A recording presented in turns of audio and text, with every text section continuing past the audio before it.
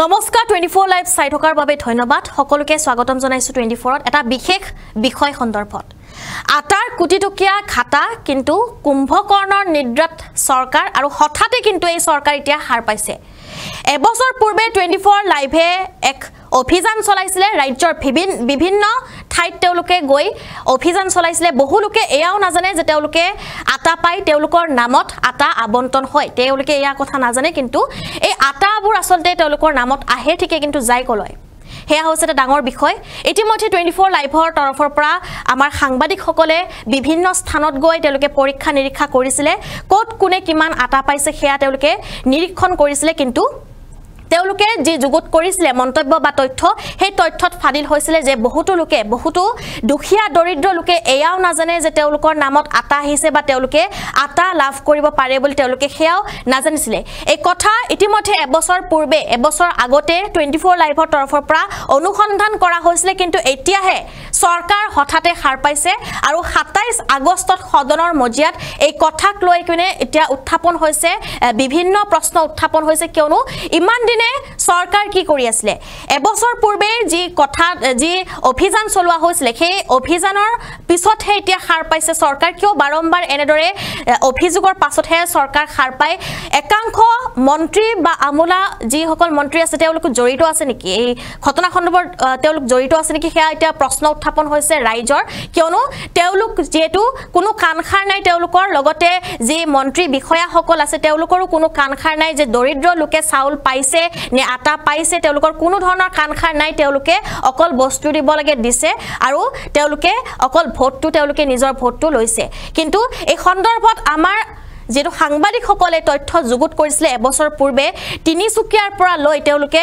ৰাজ্যৰ ভিন্ন প্ৰান্তত অভিযান চলাইছিলে কিমানজন ব্যক্তিয়ে পাইছিলে আটা কিমানজন ব্যক্তিয়ে চাউল পাইছিলে সেই সন্দৰ্ভত তেওঁলোকে অভিযান চলাইছিলে আমি এই মুহূৰ্তত তিনিচুকীয়াৰ কিছু দৃশ্য লগতে অভিযোগসমূহ দাঙি দিবলৈ চেষ্টা কৰিম কিয়নো অভিযোগ বহুতো উত্থাপন হৈছে তিনিচুকীয়াৰ পৱনপুত্ৰ ফ্লোৰ মিল লগতে ধনখিৰি ফ্লোৰ মিল লগতে ৰাধাৰাণী ফ্লোৰ মিল আৰু শিৱশক্তি ফ্লোৰ মিল বিশ্বনাথ ফ্লোৰ মিল শ্ৰীৰাম ফ্লোৰ মিল এইসমূহ ফ্লোৰ মিলৰ হৈতে যেটো অভিযোগ উত্থাপন হৈছিল আৰু এনেদৰে অভিযোগ উত্থাপন হোৱাৰ পাছতে এতিয়া হঠাতে গা লৰিছে চৰকাৰৰ কিয় এবছৰ পিছতহে গা লৰিল চৰকাৰৰ ইমান দিনে তেওঁলোকে নাকত তেল দি শুই আছিল নেকি হেয়া এতিয়া ৰাইজৰ প্ৰশ্ন হৈছে কিয়নো এতিয়াহে সদনত এই কথা যেটো উত্থাপন কৰা হৈছে আৰু এই কথাৰ উত্তৰ দিব পৰা নাই ভুৱা তথ্যহে আসলতে লোৱা হৈছে বুলিও উল্লেখ কৰিছে একাংশৰ এয়া মন্তব্য যে তেওঁলোকে আসলতে এয়া ভুৱা তথ্য দাঙি ধৰিছে কিয়নো সদনত আটা যোগানৰ ভুৱা তথ্য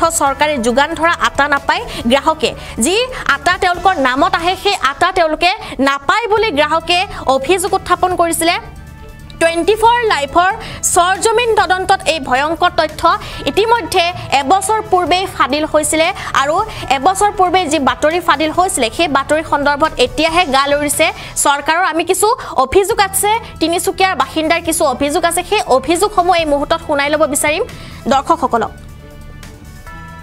বছৰ ধৰি আটা পোৱা নাই নিমখ পোৱা নাই অকল চাউলটোৱে পাই আছো আৰু আটা নিমখ দোকানে খাব দিয়া নাই হেতু কিনি দোকানে আপোনাক আটা নিদিয়ে আটা দিয়া নাই চাউল নিমখ দিয়া নাই অকল চাউল দিছে আৰু এয়া আপুনি শুনিছে তিনিচুকীয়াৰ তথ্য আমি দিছো যে তেওঁলোকে আটা চাউল পোৱা নাই বুলি তেওঁলোকে উল্লেখ কৰিছে ইতিমধ্যে অকল তিনিচুকীয়াই নহয় ৰাজ্যৰ ভিন্ন প্ৰান্তত বহুতো এনেদৰে দুখীয়া দৰিদ্ৰ লোক আছে যিসকলে এমুঠি আটাৰ বাবে তেওঁলোকে কান্দিব লগা হৈছে যি আটা তেওঁলোকৰ নামত আহিছে কিন্তু তেওঁলোকে নিজে আসলতে পোৱা নাই এই আটাসমূহ ক'ত গৈছে এই আটা লুণ্ঠন ৰাজ যি আছে সেই আটা লুণ্ঠন ৰাজ ইতিমধ্যে 24 লাইভে ইতিমধ্যে তেওঁলোকে এবছৰ পূৰ্বে ফাদিল কৰিছিলে কিন্তু এতিয়াহে সদনত উত্থাপন হৈছে এই তথ্য অকল তিনিচুকীয়া নহয় আমি এই মুহূৰ্তত মাৰ্ঘেৰিটাৰ কিছু দৃশ্য বা কিছু তথ্য দাঙিবলৈ চেষ্টা কৰিম সেই দৃশ্য বা তথ্য আমি এই মুহূৰ্তত দেখাবলৈ চেষ্টা কৰিছো দৰ্শকসকলক এয়া হৈছে মাৰ্ঘেৰিটাৰ সেই ফ্লোৰ মিলৰ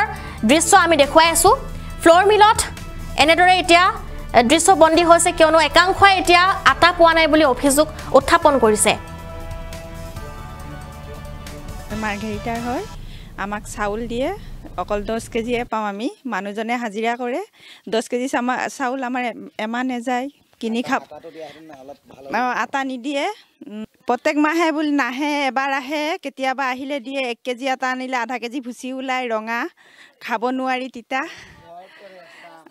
তাকো পইচা দিব লাগে 10 টকাকৈ। আমি 1 কেজি আনিলে 2 কেজি আনিলে 20 টকা দিব লাগে, সেনেকৈ পইচা দিলে দিয়ে। প্ৰত্যেক মাহে খবৰ দিয়ে নেকি আটা আহিছে? নাই দিয়া, আজি 3 মাহমান হ'ল, তেতিয়া 1 কেজি আনিছিলোঁ।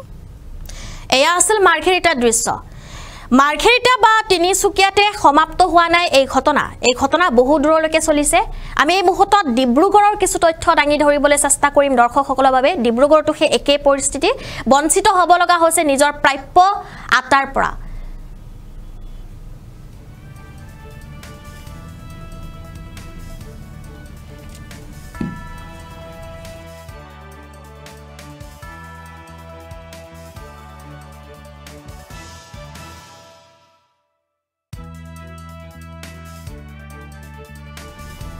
আৰু ডিব্ৰুগড়ৰ কুকিল ইণ্ডাষ্ট্ৰী আৰু লগতে নৱ মানস ফুড মিল, লগতে বিনায়ক ফ্লোৰ মিল, এইসমূহ ফ্লোৰ মিলৰ পৰা এনেদৰে এতিয়া অভিযোগ উত্থাপন হৈছে। আমাৰ সাংবাদিকসকলে তথ্য যুগুত কৰিছিলে আৰু এই ভয়াৱহ তথ্য ফাদিল হৈছিলে।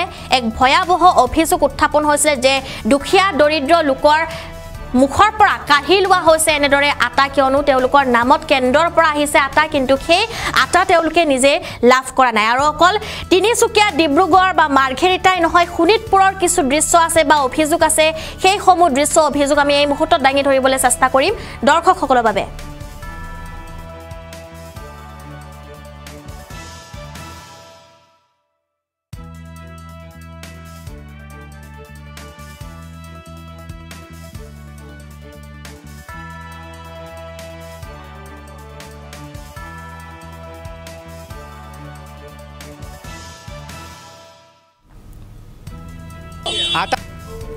শোণিতপুৰতো সেই একেই ঘটনা। শোণিতপুৰতো বঞ্চিত হ'ব লগা হৈছে একাংশই। তেওঁলোকে যি আটা আছে সেই আটাৰ পৰা তেওঁলোকে বঞ্চিত হ'ব লগা হৈছে। আচলতে হৈছে কি, এই ৰাজ্যখনত কিয় একাংশ দৰিদ্ৰ দুখীয়া লোকৰ পৰা তেওঁলোকৰ মুখৰ পৰা এনেদৰে কাঢ়ি ল'ব লগা হৈছে।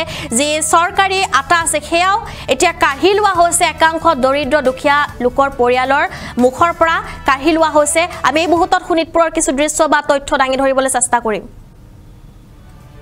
এয়া হৈছে শোণিতপুৰৰ আৰু এয়া হৈছে নিজন, লগতে মিছৰুফ ফ্লোৰ মিল আৰু কেইবাটাও ফ্লোৰ মিলৰ এনেদৰে অভিযোগ উত্থাপন হৈছে। আৰু এটা নোপোৱা অভিযোগ এয়া, য'ত ৰাজ্যৰ চুকে কোণে বা সংবাদ মাধ্যমত এনেদৰে অভিযোগ কেতিয়াও উত্থাপন হোৱা নাছিলে, কিন্তু আমি প্ৰথমবাৰৰ বাবে এনেদৰে অভিযোগ উত্থাপন কৰিছোঁ। বা আমাৰ যি 24 লাইভৰ তৰফৰ পৰা এবছৰ পূৰ্বে এনেদৰে অভিযোগ উত্থাপন হৈছিলে। আমাৰ যি ষ্টিং অপাৰেশ্যন আছিলে, সেই ষ্টিং অপাৰেশ্যনত আচলতে এই তথ্য পোহৰলৈ আহিছিলে যে ক'ত কিমান লোকে আটা পাইছে, কিমান লোকে আটা পোৱা নাই। কিন্তু তাৰ পাছতো গা লৰা নাছিলে চৰকাৰৰ। আৰু হঠাতে এতিয়া যেতিয়া বিৰোধীয়ে এই তথ্য দাঙি ধৰিছিলে, তেতিয়া হঠাতে কিন্তু গা লৰিছে এতিয়া চৰকাৰৰ, আৰু হঠাতে তেওঁলোকে কুম্ভকৰ্ণৰ নিদ্ৰাৰ পৰা সাৰ পাইছে।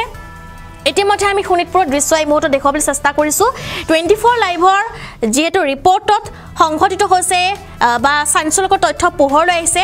আৰু ইতিমধ্যে ৰাজ্যৰ ভিন্ন প্ৰান্তত এনেধৰণৰ ঘটনা এতিয়া প্ৰায় সংঘটিত হৈছে। অসম বিধানসভাক বিপথে এতিয়া পৰিচালিত মন্ত্ৰী ৰঞ্জিত দাসৰ, কিয়নো চৰকাৰী যোগান ধৰা আটা নাপায় গ্ৰাহকে, সদনৰ মজিয়াত ভুৱা আটা যোগানৰ তথ্য মন্ত্ৰী ৰঞ্জিত দাসৰ। আৰু 24 লাইভৰ সৰজমিন তদন্তত আটা কেলেংকাৰীৰ ভয়াৱহ তথ্য আমি ইতিমধ্যে আপোনালোকক দেখাইছোঁ। অসম বিধানসভাৰ মজিয়াত যেটো যোগান মন্ত্ৰী ৰঞ্জিত দাসে দাখিল কৰে ৰাজ্যত আটা যোগানৰ তথ্য। চৰকাৰী তথ্য অনুসৰি ৰাজ্যৰ 17খনকৈ জিলা সংমণ্ডলত যোগান বিভাগে যোগান ধৰে আটা। চৰকাৰে যোগান ধৰা জিলা আৰু সংমণ্ডল ক্ৰমে হৈছে ডিব্ৰুগড়, তিনিচুকীয়া, মাৰ্ঘেৰিটা, উত্তৰ লখিমপুৰ, ধেমাজি, শিলচৰ, ডিমা হাছাও, কৰিমগঞ্জ, নগাঁও, গোলাঘাট, বজালি, বৰপেটা, নলবাৰী, ধুবুৰী, উত্তৰ শালমৰা, বঙাইগাঁও আৰু বিটিয়াৰ অঞ্চল। কিন্তু এই যি মেনশ্যন কৰা নামকেইটা আছে তাৰে মাজত ইতিমধ্যে আমি 4 জিলাৰ আমি ইতিমধ্যে আপোনালোকক তথ্য দেখাই আছোঁ। ইয়াৰ ভিতৰত হৈছে এই 17খন জিলাৰ ভিতৰত হৈছে ডিব্ৰুগড়, তিনিচুকীয়া, মাৰ্ঘেৰিটা, লখিমপুৰ আৰু শোণিতপুৰ। আমি এই যেটো 4টা আপোনালোকক তথ্য দাঙি দিছোঁ ইতিমধ্যে মন্ত্ৰীসকলে কোৱাৰ মতে 17টাকৈ জিলাত এনেদৰে দিয়া হৈছে আটা। কিন্তু ইয়াৰে 4টাতে আমি অভিযোগসমূহ আপোনালোকক শুনাই দিছোঁ যে 4টাতে কিন্তু আটা পোৱা নাই, একাংশই আটা পোৱা নাই। আৰু তাৰ পিছতো কিন্তু গা লৰা নাই একাংশ মন্ত্ৰী।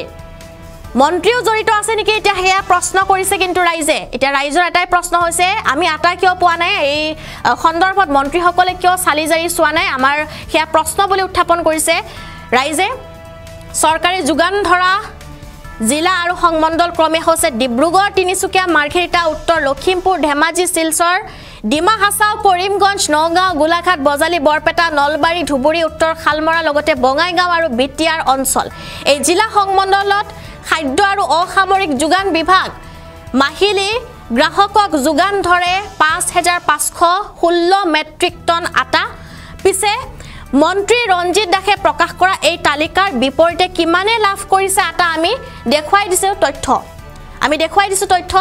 ১৭টাকৈ জিলাত দিয়া হৈছিল আটা আৰু ১৭টাকৈ জিলাত এনেদৰে দিয়া হয় তথ্য দাঙি ধৰিছে কিন্তু আমি ইতিমধ্যে দেখুৱাইছো যে ক'ত ক'ত আটা পাইছে বা ক'ত ক'ত আটা পোৱা নাই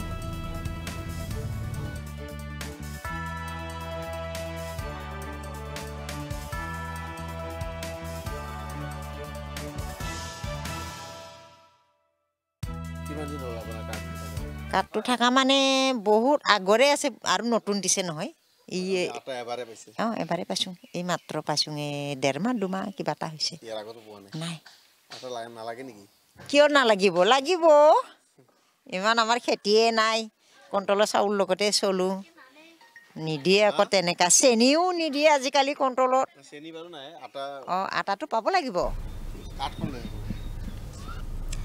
আৰু এই আছিল শোণিতপুৰৰ মন্তব্য ইতিমধ্যে আমি জনাইছো যে ক'ত ক'ত কিমান লোকে আটা পোৱা নাই আমি তথ্য সহকাৰে সকলোকে জনাই দিছো এই কথা কিন্তু ইতিমধ্যে মেনশন কৰা মতে ১৭টাকৈ জিলাত দিয়া হৈছে আটাৰ যোগান ধৰা হৈছে কিন্তু এয়া চকুৰ সন্মুখতে এয়া তথ্য আমি দিছো এয়া তথ্য আছিল যে ক'ত ক'ত কিমান লোকে আটা পাইছে বা আটা পোৱা নাই আৰু এই সন্দৰ্ভত বিধানসভাটো তৰ্ক বিতৰ্ক চলিছে বিৰোধী আৰু যিসকল বিজেপি কৰ্মকৰ্তা আছে বা বিজেপি নেতা আছে তেওঁলোকৰ মাজত এনেদৰে যুদ্ধ হৈছিলে ইতিমধ্যে বৰপেটাৰ বহুকেইখন সুলভ মূল্যৰ ব্যৱসায়ী আৰু গ্ৰাহকে কৰা অভিযোগ অনুসৰি চৰকাৰী যি সাহায্যযুক্ত আটা লাভ কৰা নাই সেই গ্ৰাহকসকলে এনেদৰে অভিযোগ উত্থাপন কৰিছে একেই কথা নলবাৰী লোকৰ মাজতো নলবাৰী বৰপেটাৰ লোকৰ মাজতো সেই একেই কথা আমি কিয় আটা পোৱা নাই আমাৰ যি আটাৰ ব্যৱস্থা আছিলে বা আমি যি পাব লগা আটা আমি সেয়া আটা পাব লগা খিনি আমি পোৱা নাই বুলি তেওঁলোকে উল্লেখ কৰিছে কিয় আচলতে তেওঁলোকে নিজৰ পাব লগা বঞ্চিত হ'ব লগা হৈছে এতিয়া হেয়া এতিয়া ৰাইজৰ প্ৰশ্ন হৈছে মন্ত্ৰী বিভাগক এটা প্ৰশ্ন উত্থাপন কৰিছে লগতে তেওঁলোকে যি সুলভ মূল্যৰ পৰা পাবলগীয়া বস্তু আছে সেই পাবলগীয়া বস্তুৰ কোনে কাঢ়ি নিছে সেয়াও তেওঁলোকৰ এটা প্ৰশ্ন যে এই আমাৰ পাবলগীয়া বস্তুখিনি আচলতে কাঢ়ি নিছে কোনে মই আৰু কিছু তথ্য দাঙি ধৰিম প্ৰথমে মই পুনৰ দৃশ্য দেখাবলৈ চেষ্টা কৰিম যেহেতু বিধানসভাটো এই কথা উত্থাপন হৈছিলে কেইবাটাও প্ৰশ্ন উত্থাপন হৈছিলে মই প্ৰথমে দৃশ্য দেখাবলৈ চেষ্টা কৰিম যে আমাৰ যেতিয়া ৰেচন কাৰ্ডৰ যোগেদি ৰেচন বিতৰণ কৰা হয় চাউল আৰু আটা এই দুইটা বস্তু বিতৰণ কৰা হয় বুলি মই গম পাইছিলোঁ কিন্তু ৰেচন কাৰ্ড হোল্ডাৰসকলে কেৱল চাউলৰহে সুবিধা পায় আটা মাজে মাজে কেতিয়াবা পায় কেতিয়াবা নেপায় গতিকে এই ক্ষেত্ৰতো মাননীয় এইটোৱেই প্ৰশ্ন হ'ল আৰু ব্যৱস্থা ল'বলৈ মই অনুৰোধ জনাইছোঁ অনাৰেবল মিনিষ্টাৰ অধ্যক্ষ ডাঙৰীয়া আমি ৰূপেশ গোৱালা ডাঙৰীয়াক আন্তৰিক ধন্যবাদ জনাইছোঁ যে এই বিষয়টো উত্থাপন কৰাৰ কাৰণে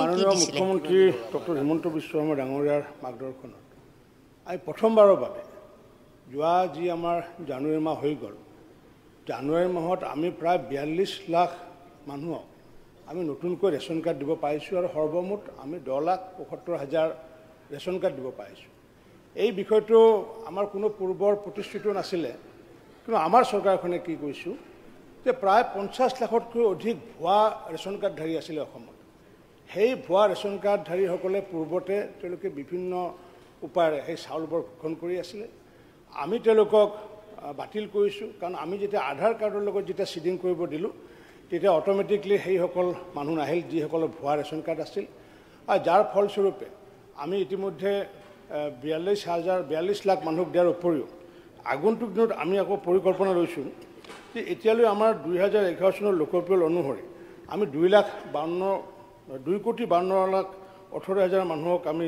চাউল দিব পাৰোঁ তাৰ ভিতৰত এতিয়ালৈ আমি ২,৩১,৭০,০০০ মানুহকে দিছোঁ তাৰমানে ৪২ লাখ মানুহক যে দিলোঁ দিয়াৰ পিছতো আমাৰ দিব পাৰিছোঁ সম্পূৰ্ণ 2,31,70,000।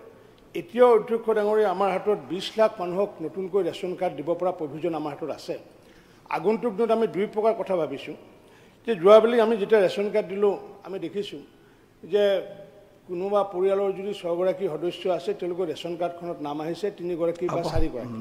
গতিকে সেইবোৰ আমি এতিয়া এড কৰিম। তাৰ উপৰি নেক্সট কুৱেশ্যনত আপুনি দিব পাৰিব। নতুন ৰেচন কাৰ্ডো আমি আগন্তুক দিনত দিম। Thank you. Question number 22 Shri Abdul Kalam Rashid. Honourable minister. উত্তৰসমূহ সদনৰ মজিয়াত দিয়া আছে অধ্যক্ষ ডাঙৰীয়া। অধ্যক্ষ মহোদয়, গোৱালপাৰাৰ অসমত যিমান PDS-ৰ অধীনত হুইট এলটমেণ্ট হয়, গোৱালপাৰা জিলাৰ উপায়ুক্তৰ চিঠিৰ মৰ্মে এইটো এলটমেণ্টটো বন্ধ কৰি ৰাখিছে। গতিকে মোৰ আপোনাৰ জৰিয়তে মই মন্ত্ৰী মহোদয়ক অনুৰোধ জনাম যে গোটেই ৰাইজৰ আটাটো DCকে চিঠি বন্ধ কৰিলে চিঠি দি তাৰে এটা ইনকুৱাৰী হ'ব লাগে, আৰু যিসকল উপভোক্তা আছে আমাৰ কনজিউমাৰ, ইয়াতে 5,000 কিমান টন হুইট এলটমেণ্ট হয়। মিলত মিলিং কৰাৰ পিছত গোটেই কনজিউমাৰে এই আটাখিনি পাব লাগে। মই যিখিনি জানো এই আটাখিনি কনজিউমাৰে নাপায়।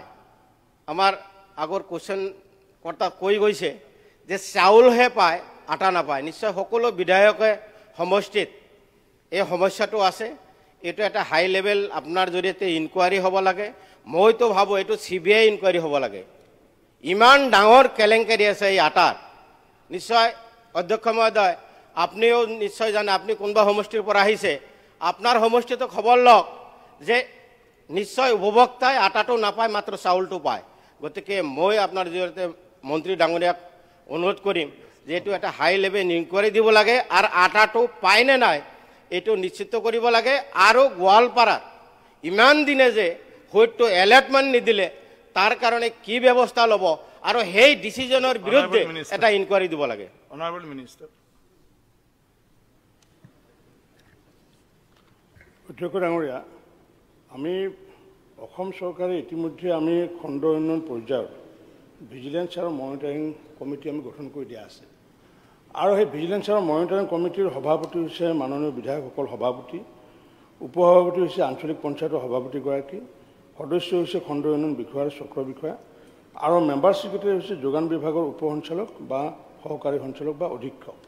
গতিকে মই সন্মানীয় সদস্যগৰাকীক আহ্বান জনাম যে যিহেতু তেখেতৰ জিলাখনৰ যিগৰাকী আয়ুক্ত, সেই আয়ুক্তগৰাকীয়ে এতিয়ালৈ আমাক যি জনাইছিল, তো চিঠি নম্বৰ GHG43/2008/336 আৰু 22 জুন 2017 তাৰিখে তেওঁলোকে কৈছে যে গোৱালপাৰা জিলাত তেওঁলোকক মানে আটা নালাগে বুলি কৈছিলে, আৰু আটা নালাগে বুলি কোৱাৰ ফলস্বৰূপে আমি গোৱালপাৰা জিলাত আমি আটা প্ৰদান কৰিব পৰা নাই। এতিয়াও যদি তেওঁলোকক আটা যদি যোগান ধৰিব লাগে, আমি অন্য যিসমূহ জিলাত আমি আটা যোগান ধৰি আছোঁ, ঠিক তেনেকুৱাকৈ আমি তেওঁলোকক তাতো আমি আটা যোগান ধৰিব পাৰিম। মূলগতভাৱে আটাৰ বিষয়টোত আমি আমাৰ যিসমূহ জিলাধিপতি তেওঁলোকে আমাৰ এইকেইখন জিলা, তিনিচুকীয়া জিলা, গোলাঘাট জিলা, নগাঁও জিলা, ডিমা হাছাও, শিলচৰ, কৰিমগঞ্জ, হাইলাকান্দি, নলবাৰী, বৰপেটা, বজালী, বঙাইগাঁও, ধুবুৰী, দক্ষিণ হালমাৰা, কোকৰাঝাৰ, বাক্সা, ওদালগুৰি, চিৰাং, লখিমপুৰ, ধেমাজি, আৰু মহকুমাকেইখন হৈছে মাৰ্ঘেৰিটা, মাইপং, লক্ষীপুৰ, অভয়াপুৰী, বিলাচীপাৰা, কলিয়াপুৰ। এওঁলোকে আমাক আবেদন জনাইছিলে। এতিয়া যদি সকলো ডিচিয়ে যদি কয় যে আমাক আটা নালাগে, তেতিয়াহ'লে আমি আটাটোৰ পৰিৱৰ্তে চাউল ল'ব পাৰিম, আৰু সকলো ডিচিয়ে যদি কয় আমাক নহয় আমাক আটা দিব লাগে, এতিয়া আটাটো দিলেই নহ'ব অধ্যক্ষ ডাঙৰীয়া, কাৰণ আটাটো চাউলটো ফ্ৰী পায়, আটাটো আকৌ ফ্ৰী নাপায়, কাৰণ কিয় আটাটো তেওঁলোকে মানে কিনি ল'ব লাগিব, প্ৰায় 10 টকা দৰত তেওঁলোকে কিনি ল'ব লাগে। গতিকে সেইকাৰণে যিসকলক আটা লাগে আমাৰ জিলা আয়ুক্তৰ জৰিয়তে যদি আমালৈ যদি লিখে আমি দিব পাৰিম, যিসকলক নালাগে, বহু জিলাই নালাগে বুলি কৈছে কাৰণে আমি ইয়াতে দিয়া নাই। গতিকে তেখেতে যিহেতু হেৰিয়া এগৰাকী সভাপতি, গতিকে তেখেতে নিজে জিলা আয়ুক্তৰ লগত কথা পাতিলে নিশ্চয় এইটো সমাধান দিব পৰা যাব। অধ্যক্ষ মহোদয়, আটাৰ দাম 10 টকা কৈছে, 10 টকাও নহয় তাতকৈ কম। কোনোবা উপভোক্তাই ক'ব নেকি 40 টকা 45 টকা দৰত আটা মাৰ্কেটত যে আটা নল'ব বুলি কোনোবা কনজিউমাৰে ক'ব নেকি? কেতিয়াও নকয়। গতিকে জিলা উপায়ুক্ত সেই ক্ষেত্ৰত কেনেকৈ চিঠি দিলে যে আমাৰ আটাটো নালাগে তাৰে ইনকুৱাৰী বিচাৰিছোঁ। মন্ত্ৰী মহোদয় আপুনি ভালকৈ অলপ গুৰুত্ব সহকাৰে ল'ব এইটো। আৰু যিটো কথা ক'লে যে বিধায়কসকল ভিজিলেন্সৰ চেয়াৰমেন, মই বিধায়ক হোৱাৰ পৰা এই চৰকাৰত এবাৰ মাত্ৰ ভিজিলেন্সৰ কমিটিৰ মিটিং মাতিব পাৰিছিলোঁ। কোনো অফিচাৰে এইটো মিটিং নামাতে। মিটিঙত বহাৰ পিছত মই গোৱালপাৰা পৌৰ সমষ্টিৰ বিধায়ক ৰাজীৱ দাস ছাপ্লাইৰ যিজন ইনচাৰ্জ আছিল তেওঁ গোটেই পশ্চিম সমষ্টিৰ অফিচাৰখিনিক মাতি সেই মিটিংখন কৰিছে। গতিকে তাৰ বিৰুদ্ধে ইনকুৱাৰী হ'ব লাগে। অফিচাৰক কোৱা হয় নেকি মন্ত্ৰীৰ দ্বাৰাই যে বিধায়কক যদি মাতে আপোনালোকে মিটিংখন নকৰিব? আৰু মন্ত্ৰী এইটো এটা তেওঁলোকক বাধ্য কৰাব লাগে যে প্ৰতি মাহত নহ'লে 3 মাহৰ মূৰে মূৰে এটাকে ভিজিলেন্সৰ মিটিং দিবই লাগিব। এইটো বাধ্য কৰাব লাগে। আৰু ঘেঁহুৰ যিটো আটাৰ যিটো মই ইনকুৱাৰী দাবী কৰিছোঁ সেইটো বিষয়ে মন্ত্ৰী ডাঙৰীয়া অলপ স্পষ্ট কৰক।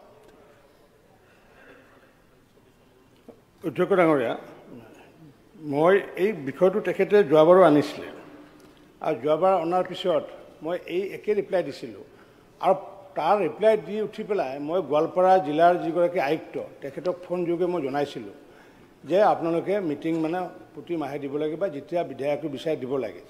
এতিয়া আপুনি বা কেতিয়া মিটিং বিচাৰিছে মই নাজানো, কিন্তু মই জনাত আমাৰ গোৱালপাৰা জিলাত 23-24 দুবাৰ মিটিং হৈছে আৰু ব্লক লেভেল মিটিং 4বাৰ হৈছে।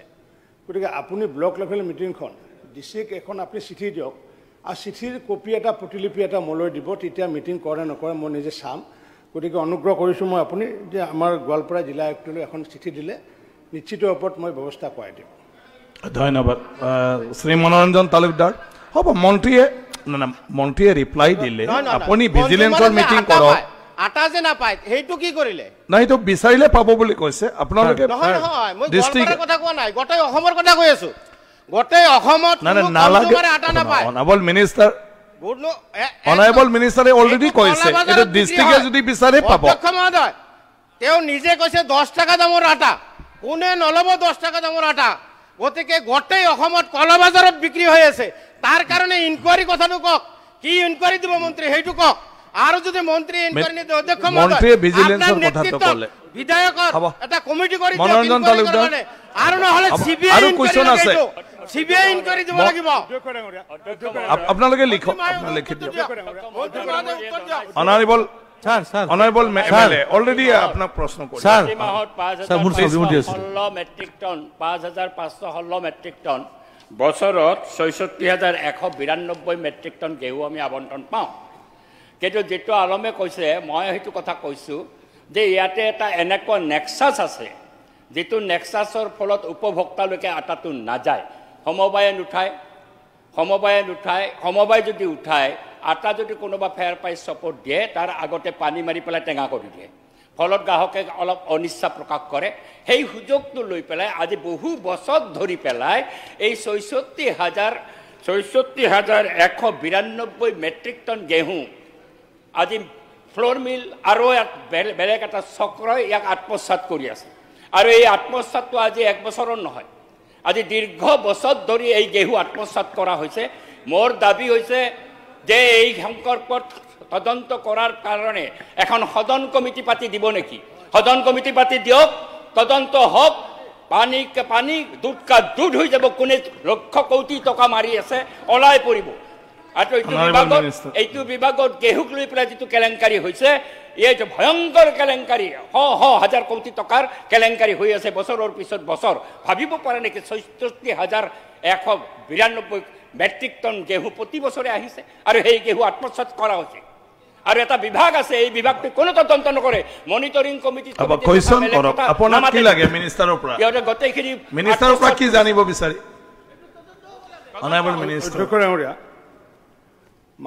সকলো মানুহৰ ধাৰণা হৈছে যে মানে কণ্ট্ৰলৰ দোকানত চাউলৰ লগত আটাটো পাব লাগে, এইটো ধাৰণা মানুহৰ। মোৰ ধাৰণা এটা আছিলে, আমি 1,37,00,000 মেট্ৰিক টন আমি চাউল যোগান ধৰোঁ। ভাৰত চৰকাৰে আমাক চাউল যোগান ধৰে 1,37,00,000 মেট্ৰিক টন। তাৰে বিপৰীতে ঘেঁহু যোগান ধৰে ৫,৫১৬ মেট্ৰিক টন ঘেঁহু যোগান ধৰে। ক'ত আপোনাৰ ১,৩৭,০০,০০০ মেট্ৰিক টন আৰু ক'ত হৈছে ৫,০০০ মেট্ৰিক টন। এতিয়া আমি নতুনকৈ কৈছোঁ কি ডিচিসকলক আমি পুনৰ চিঠি লিখিছোঁ যে যিসকলক এতিয়া আটা নালাগে, কাৰণ আটাৰ কোৱালিটিটো অকণমান মানে বেয়া হয়, বজাৰৰ যিটো ব্ৰেণ্ডেড আটা সেই ব্ৰেণ্ডেড আটাটোৱে পোৱা নাপায়। মোক ৰিপ্লাই দিব। এতিয়া আমি আয়ুক্তসকলে চিঠি লিখিছোঁ যে যিসকলক আটা নালাগে আমালৈ জনালে আমি বেছি ভাল পাম, এইকাৰণে ঠিক আছে। যদি লাগে তেওঁলোকে যদি জনায় ঠিক আছে, যদি লাগে তেতিয়াহ'লে আপোনালোকে আমাৰ ৰ'ব শুনি লওক, আপোনালোকে ৰিপ্লাইটো দিবলৈ দিয়ক। আমি যদি সকলো বিধায়কে যদি আয়ুক্তসকলক কওঁ যে আমাক আটা লাগে, তেতিয়াহ'লে আমি চাউলৰ পৰিমাণ কমাই পেলাই আমি আটাতে দিব পাৰিম। এতিয়া ভাৰত চৰকাৰে আমি লিখিছোঁ আমি যে মানে আপোনাৰ সদন কমিটি গঠন কৰা প্লিজ অখিল গগৈ এনেকুৱা নহয়, আপুনি বহক না, তেওঁ ৰিপ্লাই দি আছে, আপুনি বহক। সদন কমিটি আপোনাৰ কুৱেশ্যন নহয়, আপুনি বহক। আপোনাৰ কুৱেশ্যন নহয়, আপুনি বহক। আপুনি বহক, সদন কমিটি দিয়ক, আপুনি বহক। হ'ব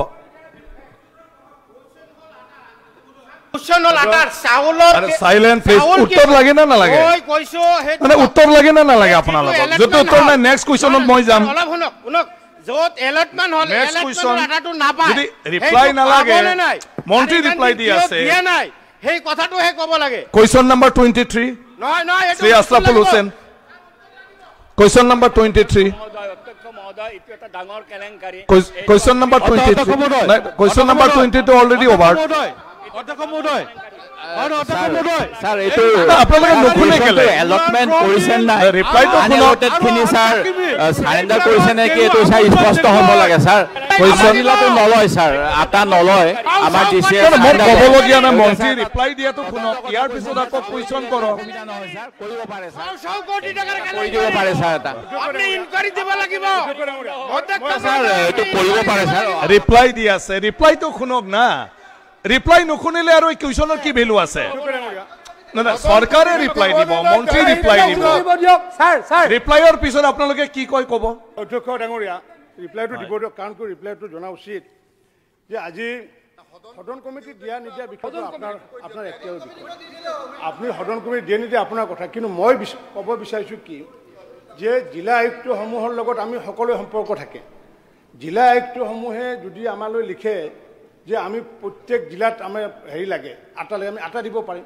আৰু যেতিয়া লিফটিং কৰা হয়, আমাৰ যেতিয়া লিফটিং কৰে লিফটিং চাৰ্টিফিকেট দিয়ে জিলা আয়ুক্তসমূহে। এতিয়া জিলা আয়ুক্তসমূহে আপোনালোকে যিহেতু আপোনালোকে এক মিনিট শুনক আপোনালোকে ৰাইজৰ মতামতটো ল'ব লাগিব। জিলা সদন কমিটি লাগে স্যাৰ, সদন কমিটি সদন কমিটি দিয়ক, সদন কমিটি লাগে। বিধানসভাটো মোৰ এটা প্ৰশ্ন আছিলে আৰু আমি লিখিতভাৱে স্যাৰ আপোনাক দিছিলো যে এটা সদন কমিটি গঠন কৰিব লাগে। সদন লাগে লিফটিং চাৰ্টিফিকেট ভাগ বতৰা হয়। জিলা আয়ুক্ত জড়িত দিয়ে কিয়? জিলা আয়ুক্ত জড়িত হৈছে কি আপত্তি আছে? এটা কেলেংকাৰী। জিলা আয়ুক্ত আটা খাবলৈ বিচাৰি আছে বুলি ভয় কৰিছে নেকি? ডিস্ট্ৰিক্ট কমিশনাৰে কমিটি দিয়ক। মই একো বুজিয়ে পোৱা নাই, যোনে যি কৈ আছে মই একো বুজি আৰে এজনে উত্থাপন কৰকচোন, এজনে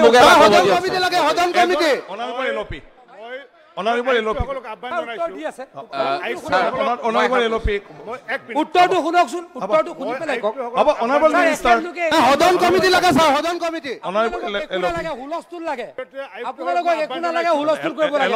উত্তৰ দি আছে, উত্তৰ যাতে তেওঁলোকে সভা অনুষ্ঠিত কৰে ছেপ্টেম্বৰ অনাৰেবল মিনিষ্টাৰ লৈ আটা সন্দৰ্ভত যাতে প্ৰতিগৰাকী আয়ুক্ত যাতে সভা অনুষ্ঠিত কৰে, তাৰ কাৰণে আপোনাৰ জৰিয়তে মই আয়ুক্ত সমগ্ৰ অসমৰ আয়ুক্তসকলক ইয়াৰ পৰা নিৰ্দেশ প্ৰদান কৰিছোঁ। আয়ুক্তসকল নিজে জড়িত এলপি ক'ব খুজিছে স্যাৰ,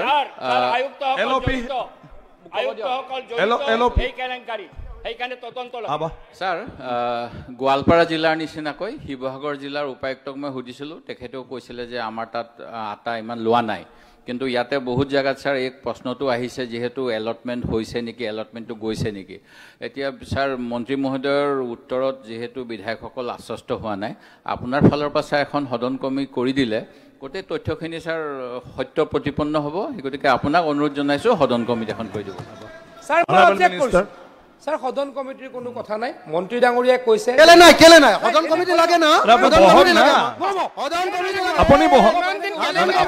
ৰিপ্লাইটো দিবলৈ দিয়ক গভৰ্ণমেণ্টে ৰেছপন্স দিছে মই ক'ব নোৱাৰো সদনে ক'ব স্যাৰ আপোনালোকে আমাক on behalf of Sivasagar sir এনেকুৱা কোনো হোৱা নাই আৰু যদি ক'ৰবাত সৰু সুৰা অসুবিধা আছে মন্ত্ৰী ডাঙৰীয়ে উত্তৰ দিছে তেখেতে কি ব্যৱস্থা ল'ব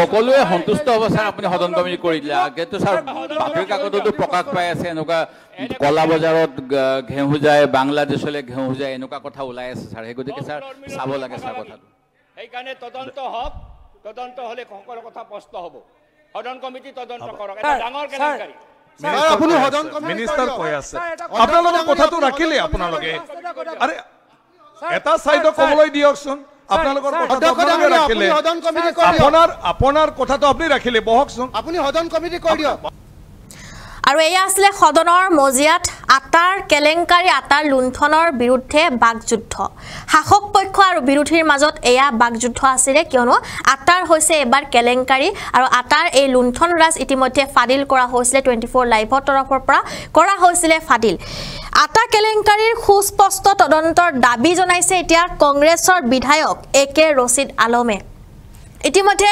বিভিন্নজনে সিবিআই তদন্ত দাবী কৰিছে একাংশই দাবী কৰিছে যে কমিটি গঠন হ'ব লাগে কিয় আসলতে আটা পোৱা নাই একাংশ দৰিদ্ৰ দুখীয়া লোকে দুৰ্নীতিৰ বিৰুদ্ধে শূন্য সহনশীল চৰকাৰৰ দিনত সংঘটিত হৈছে কেনেদৰে এই কেলেংকাৰীৰ ঘটনা কেনেকৈ দুৰ্নীতি সহনশীল যি চৰকাৰৰ কথা আছিল তেওঁলোকৰ এটা মটো আছিল সেই মটো সন্দৰ্ভত কেনেকৈ এই ঘটনা হ'ব পাৰে এতিয়া ইমান কেলেংকাৰী কেনেকৈ সংঘটিত হ'ব পাৰে সেয়া হৈছে এতিয়া ডাঙৰ প্ৰশ্ন আৰু এই প্ৰশ্ন এতিয়া সুধিছে জনসাধাৰণে যেহেতু এই সংঘটিত হোৱা বিয়াগুম আটাৰ কেলেংকাৰী সেই আটা কেলেংকাৰী তদন্ত ঘোষণা কৰিবলৈ এতিয়া সক্ষম হ'বনে ৰাজ্যৰ বিজেপি চৰকাৰ সেয়া এটা প্ৰশ্ন হৈছে যে বিজেপি চৰকাৰ যি এই কেলেংকাৰীৰ অভিযোগ উত্থাপন হৈছে সেই কেলেংকাৰীৰ অভিযোগ উত্থাপন সন্দৰ্ভত তেওঁলোকে সক্ষম হ'বনে তদন্ত কৰিবৰ বাবে বা একাংশই যদি সিবিআই তদন্ত দাবী কৰিছে তে সেই সিবিআই তদন্ত দাবী হ'বনে নাই সেয়া হৈছে আসলতে ডাঙৰ কথা আৰু এই সিবিআই যদি হয় তদন্ত হয় তেন্তে কোন আহিব পাৰে এই সিবিআই তদন্তত সেয়া হৈছে এটা ডাঙৰ প্ৰশ্ন ইতিমধ্যে আৰু যদি দুখীয়া দৰিদ্ৰৰ খাদ্য লুণ্ঠন কৰা মন্ত্ৰী ৰঞ্জিত দাসৰ বিৰুদ্ধে তদন্ত ঘোষণা নকৰে তেন্তে নিজাববীয়াকৈ আইনী পদক্ষেপ ল'বলৈ সাজু হৈছে একে ৰছিদ আলমে নিজাববীয়াকৈ তেওঁ পদক্ষেপ গ্ৰহণ কৰিব বুলিও উল্লেখ কৰিছে যদিহে মন্ত্ৰী ৰঞ্জিত দাসৰ বিৰুদ্ধে তদন্ত নকৰে যদিহে বিজেপি চৰকাৰে নিজৰে ৰঞ্জিত বিৰুদ্ধে এনেজনে তেওঁলোকে যে তদন্ত নকৰে তেন্তে হলে তেওঁ নিজেই তদন্ত আৰম্ভ কৰিব বুলি নিজাববীয়াকৈ তদন্ত আৰম্ভ কৰিব বুলি উল্লেখ কৰিছে 24 লাইভৰ যেটো সন্মুখত কেবাজনেও তেওঁলোকে মন্তব্য কৰিছিল যে আমি আটা পোৱা নাই স্পষ্টভাৱে তেওঁলোকে কৈছিল যে আমি আটা পোৱা নাই আৰু কিছু লোকে হয়তো এয়াও নাজানে যে তেওঁলোকে আটা পাব লাগে তেওঁলোকৰ নামত আটা আহিছে সেয়াও একাংশই নাজানে আৰু সেই কথা তেওঁলোকে নিজে 24 লাইভৰ আগত স্পষ্টকৈ তেওঁলোকে কৈছিল যে নাই আমি কোনো ধৰণৰ আটা